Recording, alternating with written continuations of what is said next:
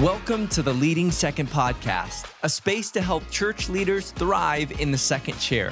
The Leading Second Podcast releases every Thursday morning, so subscribe and share this with your team. Now let's jump into another episode for all of us who lead from the middle.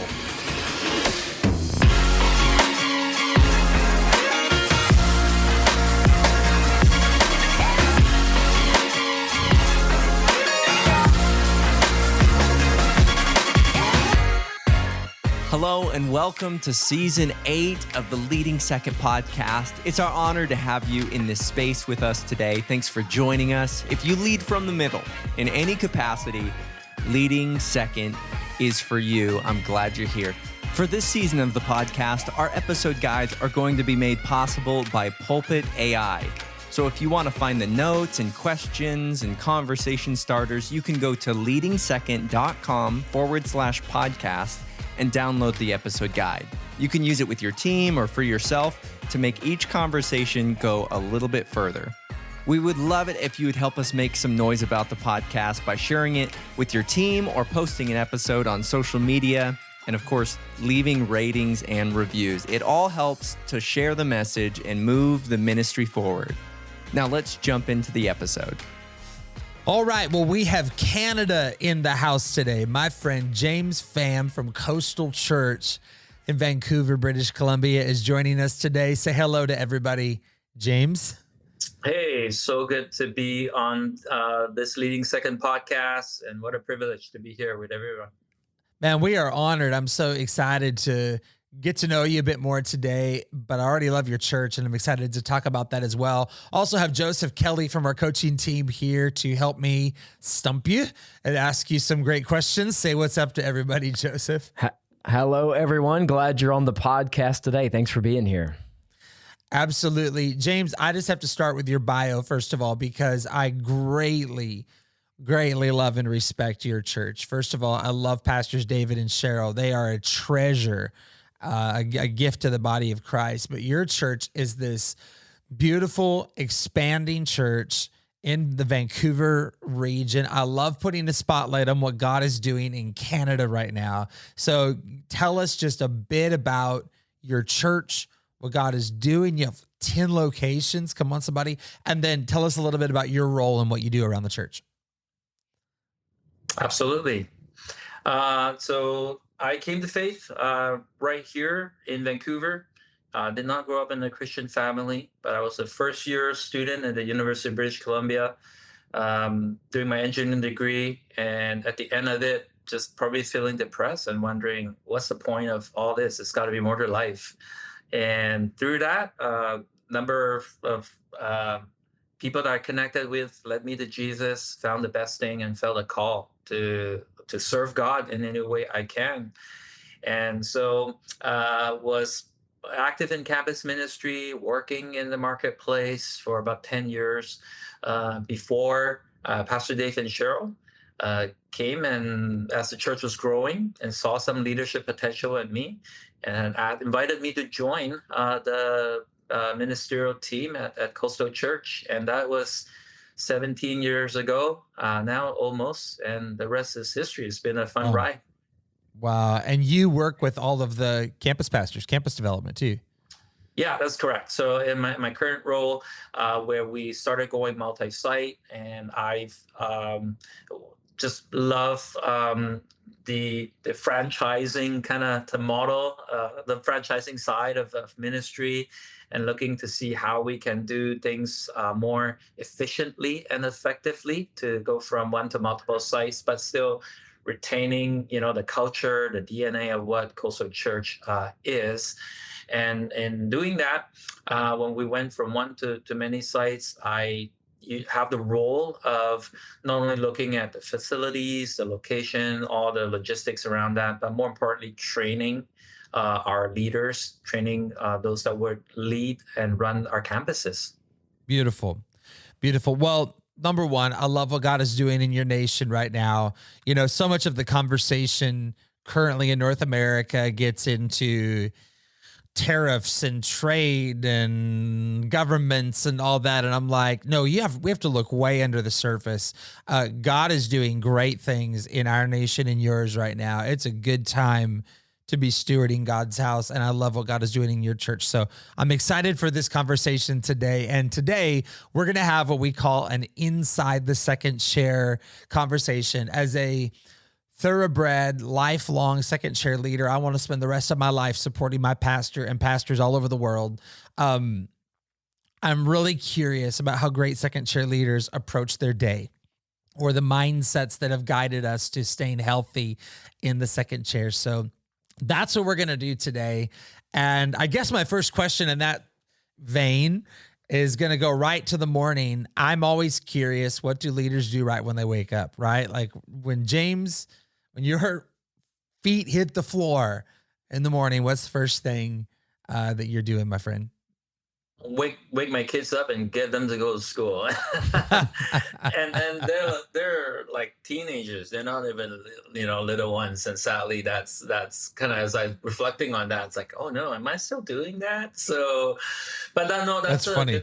That's a good question. And I'm not a morning person, and so I think recently we had that. You guys had done such a great job with the Team Church one day, and you talk about, I think you led that in a part of that panel to talk about rhythms, and I'm just so glad that there are night people out there. Yeah, and so I don't know, Joseph or Brandon, what you guys are, but mornings all the way here, my friend. Mornings. Okay. So yeah, I'm cut different. I'm fresh at night. I can exercise at night. I can read at night. I'm like a night owl, and so then so first question, usually I wake up sadly to say, like a bit too late that I needed to. But one thing that I do is that, the whole idea of giving the day to God, I may not have 30 minutes or an hour or whatever it is to spend, but that first thought, like, hey, God, like this day, I'm going to commit it to you. Very good. And just sort of, I think was challenged, often by just the whole, you don't reach for your phone first and find out, like what you miss kind of like overnight, but just saying like, God, this is a day, it's a fresh day. What do you have? Whatever you have for me is for you. So just that short, quick recognition, acknowledgement, saying like, God, you gotta come in. Yeah. Yeah. You just set somebody free on don't reach for your phone right away. Like you just, as Joseph's phone rings, by the way, on the recording here. Sorry. You just set somebody free. Don't baptize your day in FOMO and an observer into somebody else's world. I love that. Yeah. Okay, so building onto that then, what would you say is the best rhythm or habit that you have in your life right now? You mentioned the session we did at the Team Church One Days this year it was actually called Toxic Tiredness. And we talked about rhythms and rhythms of recharge. What would you say is your best rhythm right now? Yeah. It might be a slightly different, but very important one. I would say date night with my wife. Great. That's so good. And, being parents of, young kids or teenager or whatever, and they can dominate your schedule and with ministry and all that. And to be transparent, like our marriage was really struggling the first year I stepped into ministry. And we were married for about, I think at that point, 9 years. And we moved down to downtown Vancouver. As I mentioned, 17 years when my second one came around. So we got two little ones then. And the problem was not that the ministry was asking a lot, but I was going to give everything to it. And sure. So I guess you guys, probably know, like, if I don't say no, people are going to assume that James has it under control. And so they all just ask me, and I feel, and I'm on the other end loving it so much that I was neglecting my family, and most importantly, I think my wife. And so, and I didn't, kind of maybe, I don't know what it is, like pride, whatever. I thought, I don't want to schedule a date night, it should be organic. It should be, like on the fly. But it just comes around and we just never get it done. And so someone, I think a pastor or somebody had said, or maybe it was the Holy Spirit, said, just schedule it, make a regular rhythm There you go. of just putting it. And so Mondays are our day off. So Monday nights is last night we did, we went out. And so it can be eating out. It can be just something. Usually it's a place my wife enjoys. So she'll pick a restaurant, and I can go back and eat the same place every week, order the same thing, and I'm happy, right? So then Same. my wife Michelle, she'll try different things, and usually at the end of the night it's like, I don't think I'll come back here again. And next week she'll try something new, and I'm like, all right, that's cool. But it's in those times that you get to catch up, you get to just ask questions. And the kids kind of, in the end, the kids really value that. Initially they're like, Mom, how come we can't go with you? And we try to do something special, so that whether they stay home with grandparents or babysitters, whatever it is, or by themselves now, that they get some treat. So they look forward to parents, the mom and dads have a date night because they can do that. But I'm telling you, in ministry, I still believe, we serve God first, and then second would be our marriage, right? Like mom comes first before kids, so that order priority, and it's challenging in ministry. So I would kind of, that first thing that popped up in my head and is just getting that regular date night in, or date day, whatever it may work for folks, right? No, that's so good. In your, talking about your growth as a leader and sensing there's certain tensions and things that have to be managed, and certain rhythms that have to be adjusted to continue to grow. Obviously, so much of what we do as leaders is based in Scripture and in the Word of God. It's the ultimate model for how to lead and how to lead well. Is there a specific passage of Scripture, or maybe a key verse that you go to consistently that really speaks to you in regards to leadership? Yeah. There's a few, but one that has come to mind is because our church as a whole has been taking this year. It's a theme called Abide. So it's coming out of John 15, where Jesus is saying that I am the vine, you are the branches, abide in me. So we're last year was our 30th year, as I mentioned, and we were busy. Remember, we were go. We had conferences. We've got just everything going. And I think as a leadership team, we just felt like we're doing a lot, but are we really doing the most important thing? So this year, we've just kind of taken the year to cut out a lot of things that are like extra. We'll still do the main thing. We're like, what if we took our energy and made our Sundays awesome? What if we took all our energy and just worked on small group, which is a big part of what our church is about. So, and within that, as we've been meditating almost like half a year now on that, to say that apart from Jesus, apart from Him, we can do nothing. And the release, that comes with it is so refreshing when you don't have to. And like generally growing churches, you associate, like, hey, we're motivated, we have a growth mindset that we talk about, and we want to go, and like time is short, Jesus is coming back, let's get as many souls as we can. But in that, we start to take on this, even the false belief that we can do it on our own. Right, we leave Jesus out, we leave the Holy Spirit out, and then we get just like everything else, we get competitive. We'll look over our shoulder, we'll look at that other church, and kind of like, well, hey, they're seeing growth in their youth. Like our youth is not happening. Well, let's do more programs. Let's push harder, and so when you just take time to abide, I think it's been so refreshing to be reminded that, God, ultimately, what are you calling us to do? And we can talk more about that, but really, we just feel like we just need to stay our lane. We can't reach every group, and as we are called to our purpose, we have to trust God that He is the one that would build. And man, with that, it's been the most refreshing, exciting, kind of season, I feel, for a while. Personally, for myself, I know many on our church teams just feel like, oh, like we don't have to kind of really strive in that negative sense, to push to make it happen. Get a nothing against programs and events and all that, we love it, but sometimes you get into you just having programs and event for the sake of doing it, and then twisting arms and trying to force everybody to come, like make that, like, why, in the end, then is this growing our church? Are people coming to Jesus and everybody's burnt out because of that? And so, yeah, I think to take that kind of year, once every 30, hopefully we'll do it more than that, but to take that just to like, and it's been so refreshing just to even look at other churches, and now just without that, and we can be pretty honest about that, and then just to look at other churches, hey, they're doing that well, hey, good for them, that's awesome. God, what are we faithful to what you've called us, at Coastal Church to do? And we'll just do that and trust him to bring growth in the area that he's bringing us into. This is so good and so rich. I've already written down 2 episodes I want to do on the podcast off of this. So you are filling my tank today, my friend. That answer was rich. It was really good.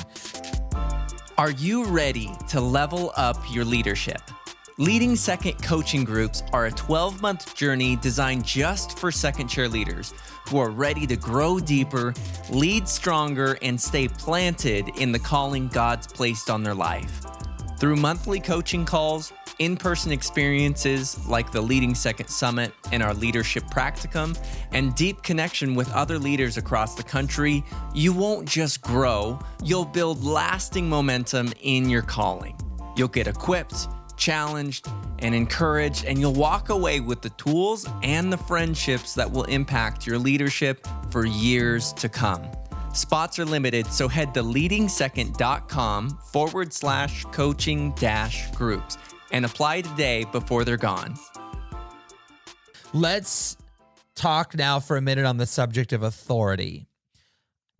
The second chair is intimately related to the subject of authority. And I've already heard this a bit in some of what you've said. First of all, you came under the authority of your calling, and you left your life and you pursued ministry, what you believed God was asking you to do. Of course, we live under the authority of our pastors. We serve God by way of coming under the authority of man that he has placed over us. And we know in the second chair, there is blessing, there is protection there. So my question is, could you share a key thought of wisdom or scripture, again, for a leader that would help them navigate life under authority, that would help them get it right under the authority? I guess, where do you go to remind yourself of the value of godly authority in your life? Yeah. And here's where I can share just about life lesson, learn from not doing it right. As I mentioned, I came to faith as a university student, was part of a campus church for the first almost like 10 years of my Christian life. And I've only been part of 2 church, in, the whole, how many, was like 30 years I've kind of known Jesus. And so I was very active, loved that church. It sort of, helped me cut my teeth in a lot of areas of ministry, worship leading, small groups, and Bible studies, and all of that.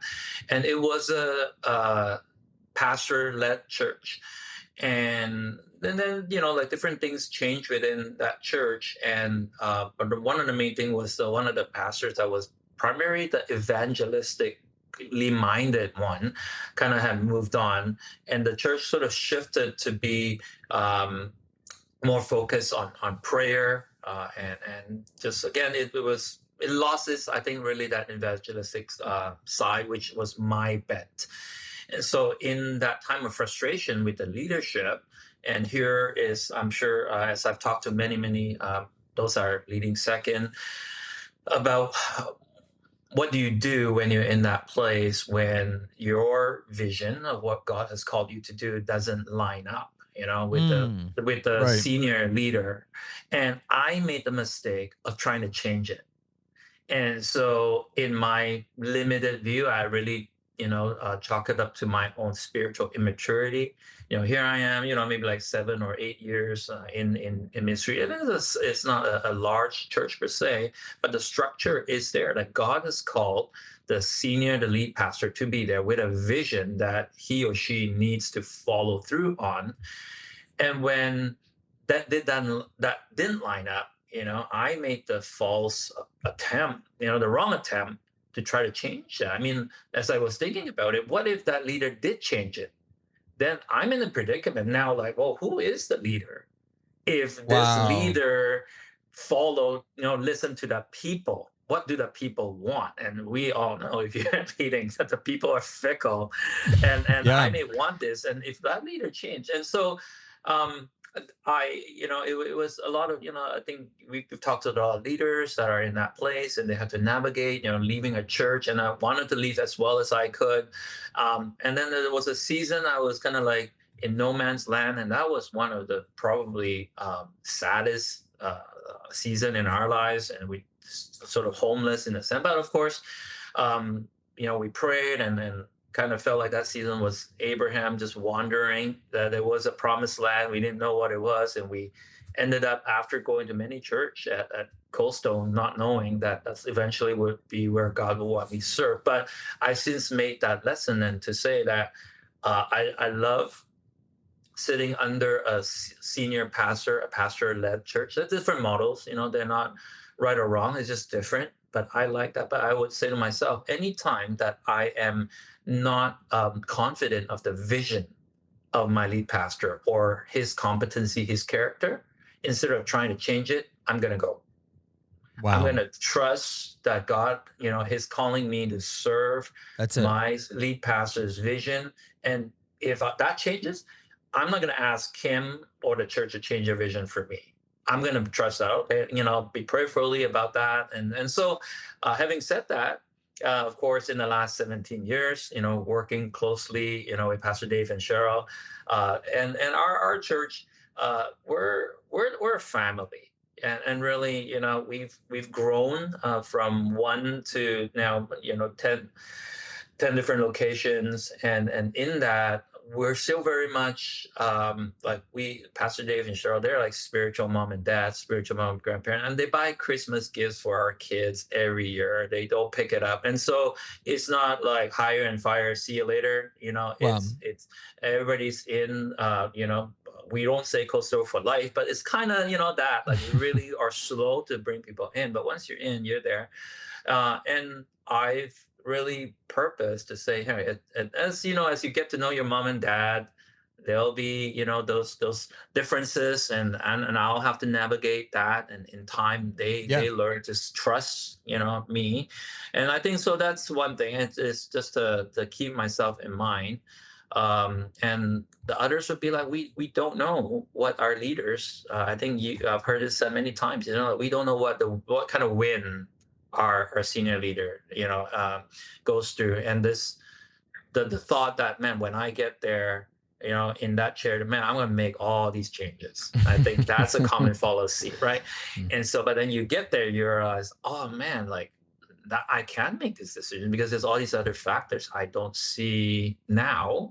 And so, Right. just keeping that kind of in mind. And then lastly, is just, I think, ego. Just getting, I think, in bringing good leaders, like, we want people that are driven, we want people that are proactive, not just a yes man and a yes woman, but within that, is sort of recognizing that there will be this tension of how to, both for that person, myself, to manage that, and some of the practice that we've learned and gleaned so much, and that's why we love bringing our team down to team church, to just hear the leading second workshops or whatever it may be, and what they'll take away, and they kind of, hey, it's whether you're in a marketplace, a professional place, or in ministry, those leadership principle is there. And getting to this place is not overnight. I'm telling you, I've got an ego. man, James's ego is huge. I can be so defensive, I throw in an idea, you guys don't like it, then it's like, oh, all right, I'm just convinced you my ideas is the best. And to get to this place where, just really being secure, I think that's one big thing. I think our own security in who God has called us to be, and my own security in knowing, like God is okay. Hey, and then I think this is one important thing is forcing yourself, to think that my leader wants me to grow. My leader wants a place for me. I have to, not just earning their trust because you feel like you're working and can be manipulated, but just showing myself to be trustworthy.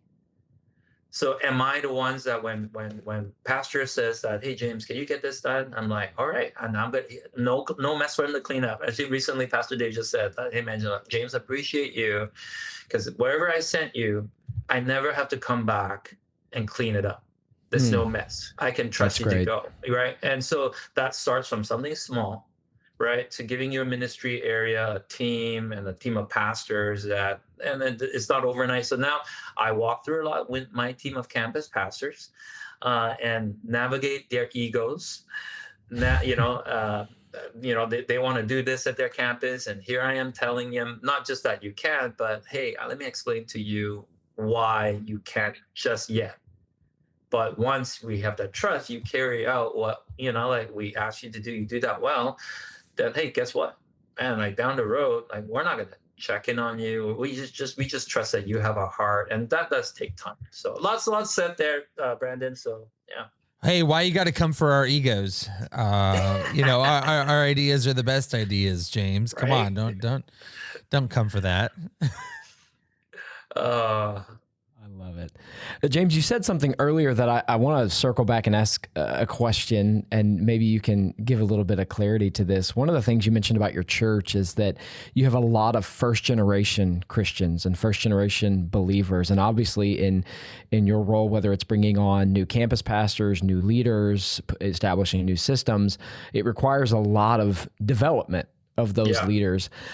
How has that been unique for your church, developing first-generation Christians as ministry and church leaders? And what are some of the maybe nuances or unique challenges that you guys have faced with a lot of those leaders being not just new to leadership, but new to faith as well? Yeah. And that is a lesson, 30 years sort of in works here. I would say that are part of, I think, why God has even brought me to the church, kind of at the halfway point. Pastor David and Cheryl had worked and for about, I would say, 94 to about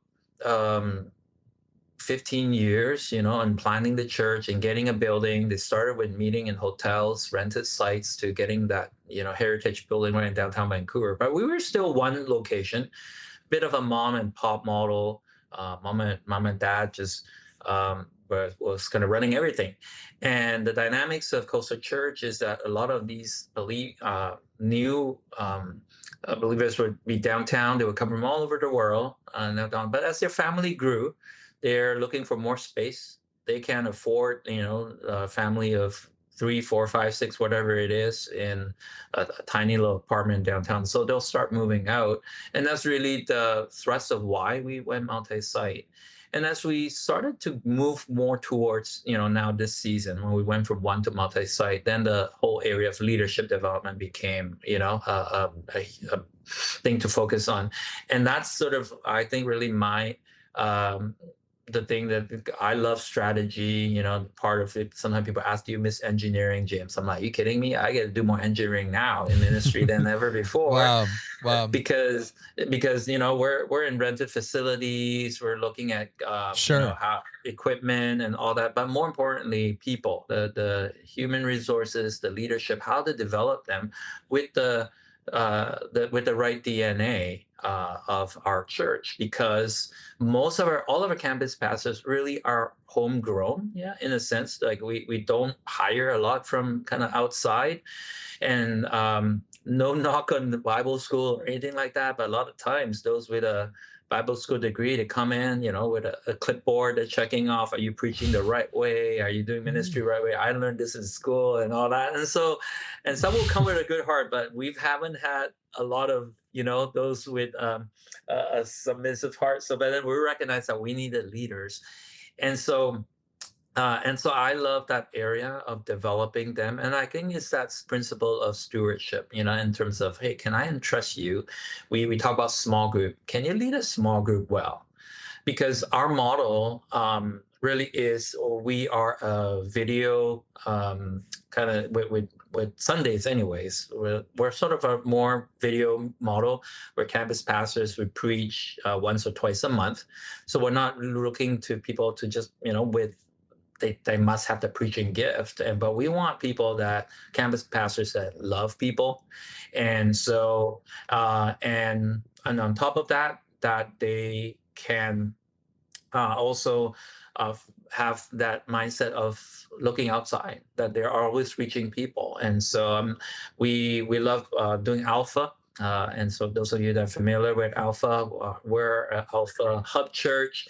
And it's been good in a few front, in the sense that when each of our campus pastors actually, we said that whoever can lead run an Alpha well will make a good campus pastor. So all our campus pastors, are great Alpha leaders, because they can execute, all the meals, the planning, the admin side of things, and they can also develop leaders themselves. But most importantly, they have a heart to love people, and not just, loving the platform, but loving people. And that's really what we look for. Are they just seeking after the platform? And if that's it, then, we'll of course, keeping an eye out for those that have that call and that gift. But more importantly, it's like, do you love the people? And if you love the people, there's not our campus pastor are cut the same. Some will be great with every technological part. Some have zero idea how to load things on the ProPresenter. It's like, all right, don't worry about it. We'll send you a tag, walk through all that with you. And so, but so then again, Joseph, with your question, I think part of the leadership is not perfect. We're looking at pipelines, roadways, whatever it is, and we're tweaking that all the time to find out what works for our context. We'll borrow, we'll steal, and I love in this season how open-handed churches really are. To be able to learn from others. Like, everybody's just like, hey man, can we get a copy of that? Sort of manual or that strategy. And leaders these days are so great with sharing, which is really refreshing. Great. I love in your answer there that you were able to find your way through the tension of the platform.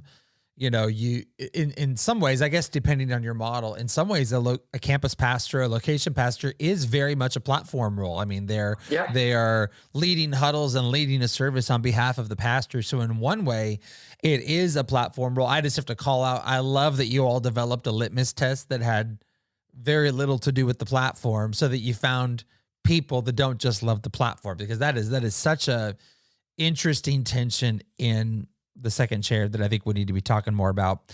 Let me ask you this though, to start.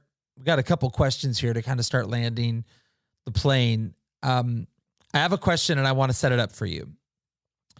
My question is, what do you hope your pastor would say about you? Now, this is not a question about people pleasing. We serve God, but we serve God by way of serving man and under man's authority. And in our absence, people say things about us. People will say, Brandon is really encouraging, or, Brandon was kind of short with me. We develop a reputation, and people say things about us. Jesus asked his disciples, what do they say about me? So I think it's interesting to know the impact that we're having on people's lives. So that's the nature of this question. What would you hope if your pastor were to say one thing about you and your reputation of serving your church in the second chair? What do you hope your pastor would say about you? That's a great question, Brandon. that I'm the best that he's ever had, and he can't, do the Exactly. ministry with me. Exactly. Perfect Yeah. answer. Um, uh, I really, one thing about my pastors, I'm not afraid, like people's listening to this, is that you recognize the um just like your relationship with each of your kids. You love them all, but they're different. And so we have a great staff, and the relationship that we have are different. That with one, we may just hang out a lot because we enjoy a lot of the same things. And then with another one, it's like, hey, I love them just the same, but we are so different. He or she, they know nothing about sports, and they just, it's ballet and dance and whatever it is. And so the interest and relationship, kind of may be different. I think the I'm kind of come around and answer that. I think sometimes we have an expectation, of what our leaders, we want them to be to us. In that, we may see that, wow, that other person, like it's a spiritual father. He's calling, you hear like, wow, that pastor calls him every single week or day and just like, hey, how are you doing? You doing good? And so then that can become an expectation that we have of our senior leader that may not be the way they're wired. Totally. um and then I think sometimes that expectation, and I have to manage some of that expectation, and this is not, and no leader, ourselves included, is perfect, that can check off all those boxes. And so then when I put myself in that place of like, like what are the um characteristics and what are the giftings that my leader truly is to the body, and they can do it all. I mean, some of the leaders, like Pastor Kevin and Sheila, great when you have a husband and wife and they balance each other. And I think the dynamics kind of like as we do. It's like mom and dad, and the kids Totally. will play the angle, right? We go to mom, we go to dad for but within that, I think the whole, even with our church culture, that we love our leaders. And by loving, it's not um even love as in like God's calling us to serve in a church. And a lot of times I can be, even in the moment, like frustrated, like why is he or she, you know, doing this program or going down this road where we've tried, it doesn't work, or we got to change, and the things that will work through that. But in the end of it, still saying that I love you. And that's our hopes, right? Like our kids may be unhappy with us because they can be disappointed. Hopefully not disappointed at us, right? They'll want to go, eat ice cream and go wherever and stay up late. And at the end, we have to put the boundaries. They don't know everything that we know, but I just hope that they would still love us. And that's what I think a parent just wants. Like a kid can be disappointed, but that they'll still love. And so I think staff, those leading second, can be disappointed. And I wish, my hope is that my pastor would say that, yeah, I know James is not going to be happy about this, but I'm okay with that because I know Right. he Right. loves me. Yes. And when that love is there, that he's not worried about pleasing me. Right. Yes. And then he values my input. He values what I have to say in time. But Yes. when push comes to shove, he's like, man, he's running down this lane, and he's spending time in prayer. I trust that. I want my leaders to do that because I'm not in that place continuing for it. And if he's going that way, I'm like, all right, he is the one that's going to be accountable to That's that right. direction. And I'm doing whatever I can to fly that direction, and both going wrestling through all this, the nuts and bolts of that. But at the end of it, I want my pastors to know and to say that, man, I know you love me. And it's not like we might not hug it out and that kind of thing, but just that this deep love that even when we don't see eye to eye or whatever, at the end of it, it's like, I love you. I have a love. He can see that I have a love Great. for them and what they have to go through. sometimes we just make it way too complicated. And what you just said, I remember when Pastor Cheryl said that at our Team Church Canada event. She said that on a panel, and it just, to me, it landed so profoundly in the room. Do you love your pastor? I mean, honestly, like, do you love them? Because if you love them, I mean, I would be dishonest. I think all three of us, it would be dishonest to say our pastors have never disappointed us, or our pastors have never, done something we wish they would have done something different, or, whatever it is. But just at the end of the day to go, but I love them and I so desperately want them to win. They're like a mom and dad. So I just didn't want to move on too fast, because what you're doing today, James, is you are reminding us, I think, of some of the simplest things that honestly carry the most weight. And I think that's a big one right there, is that we just genuinely love our pastors. Okay, Joseph, I'm done with my TED Talk. No, that's great. One of the things that my pastor and I say a lot about this is, can you commit to the gaps? Because it's easy to commit to all the times where the leader's going to get it right, but are you committed to be there when they don't? Are you committed? Are you committed to when they don't get it right? And it can be a little cliche to say, but we've got a lot of years committed to our pastors and our leaders just in this group right here. And we say all the time that it's like a marriage. You don't, that's right. You don't just commit to the good times, but just like you take vows in a marriage, as leaders committed to our pastors, we commit to the good and the bad. And the heart of what we all do is we want to get it right for our pastors, and we want to win for our pastors. And so maybe as we start to maybe land the plane a little bit, I think I'm going to need a land the plane counter. I think I've said it multiple times now as well. But if you were to maybe look back on a day and call it a success in your seat, maybe not practically, but thinking through your role of who you are to your pastor, to look on a day and call it a success, what would you say is the most important thing that you do or that you did in the second chair? Yeah.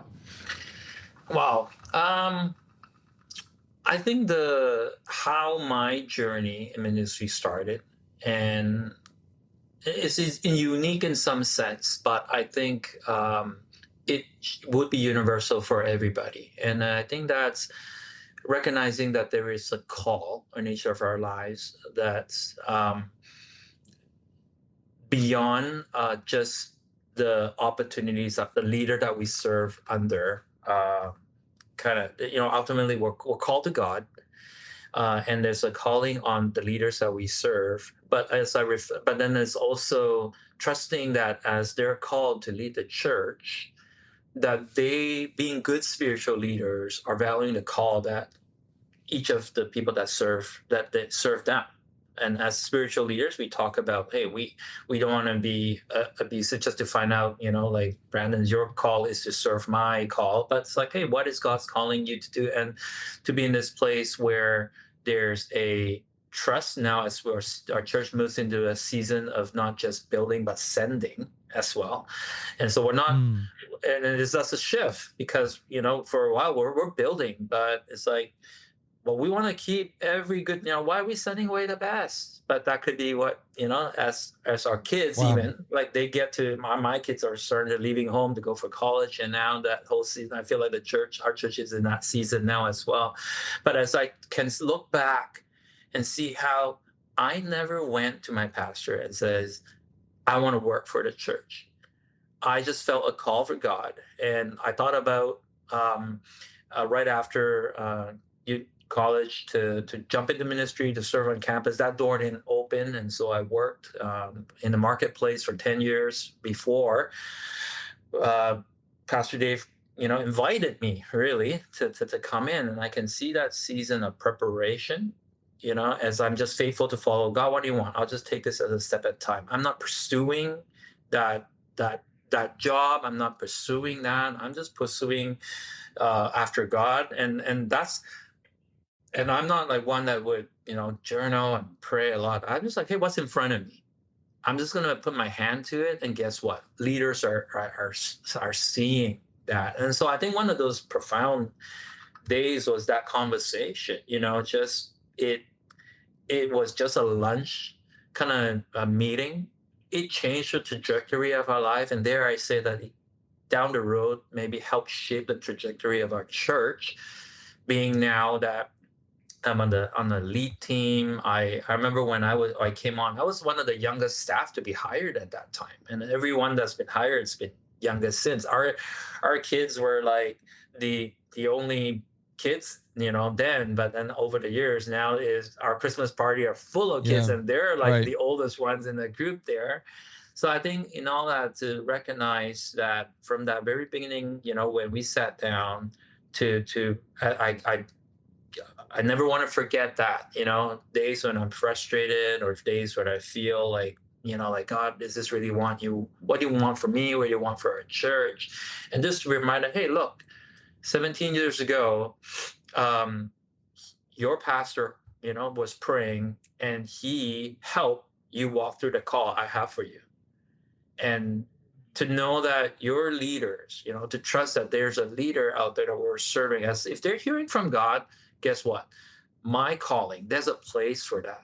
And I think if I had gone out and tried to find a church to work for and all this stuff, and I've seen ministry friends that have done that, and they've, are in multiple churches and might not even be doing ministry, that sense. But I felt like I had it good.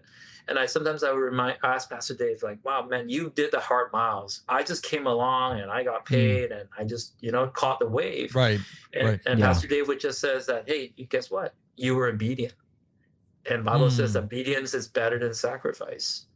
There And you go. so I always just sort of take a bench, like, okay, I was obedient to my call. I was obedient to what God has for me in leading second. And I don't have to strive for that. I'm just obedient to that and trust that my leaders are thinking about me. And then I have to be patient, trust the process. And times when I'm frustrated, I want to move faster, than my leader. I have to be reminded, no, God's got a timing and I have to Very yield to good. that. So Very good. yeah. James, this has been really good, really rich today. I want to thank you for your time, your perspective. I'm going to ask you one more question. And what I want you to try to do, you may have already just done it right there, but I wanted to ask you how you would define success in the second chair, even possibly in just one word. Like, Yeah. how would you define success leading from the middle? Yeah. I think a big word that as I'm coming up, I'm 49 this year. Will be celebrating my 50. Come on. Sort of that. Yeah, right. That halftime season that I'm in, and I've had a good conversation with Pastor Dave too. Been thinking about, hey, I've gone 17 years. What's going to be next 10, 20 years look like, for me here? I think legacy, is a big part of. This is more specific than the season I'm in, so there may be others that are That's thinking, okay. like the success is not like, hey, when I'm the lead pastor. There used to be when the thought of before we went multi-site or when we started planting churches, that the whole kind of progression would be you lead second until you lead first, right? Yep. And so Yep. now to be content and recognize this value, that there can be a call to just lead second, which is fantastic for me. I used to argue with my wife all the time. He's like, James, you should preach more. You should preach more. I'm like, I don't really like preaching, and so I can't. And so in her mind, I'm saying that because, in her mind, and maybe others too, it's like, hey, right, like you're leading second until you get the main platform. It's like, if that eventually becomes what, my leader sees, then great, I'll jump into that. But I actually don't feel like that's my main thing. I'm so happy leading second and to see Very others take the platform. I love my role right now when I'm building on my campus pastor, walking them through, sort of what I'm going through, and they see me as their leaders, and it's such a good place when you're running that. So I say legacy would be that word, the legacy of fulfilling the vision as we go multi-site, and we have to come back to the vision, and the goal for myself, a win, is not helping somebody to be more committed to Coastal Church or to be more committed to Pastor Dave Sherrill or Pastor James. It's like, can they be committed to vision, that God has called them to?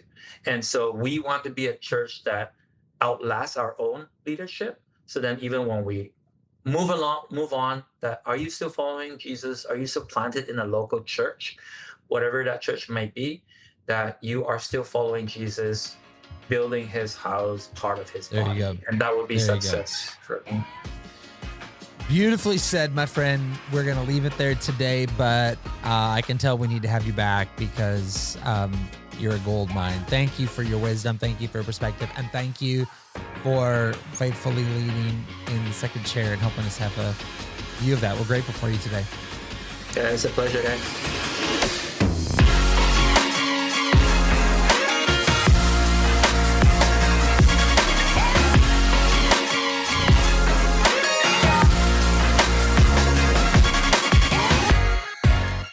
It's our honor to serve churches and leaders across the globe. We equip ministry leaders with the coaching, events, and resources needed to embrace their calling, get it right with their pastor, and lead in an uncommon way. Visit our website, leadingsecond.com, to learn how we can come alongside you as you lead from the middle, from the second chair for the second chair.